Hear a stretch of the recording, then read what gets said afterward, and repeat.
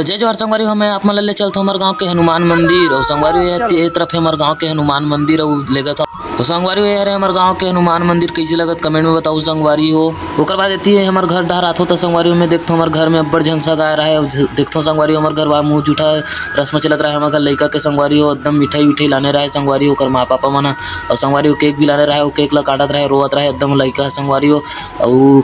अब ए तरफ तो संगवारी मोर बहनी भजिया बना दी संगवारी भारी मस्त मजा आके संगवारी भजिया जे खान संगवारी ए तरफ नाश्ता वास्ता करती संगवारी सगमन। ओकर बाद हम सब संगवारी हो खाना खा के हम आग रहे हमारे गाँव में झांकी होती रिश्ते देखे बर संगवारी हो।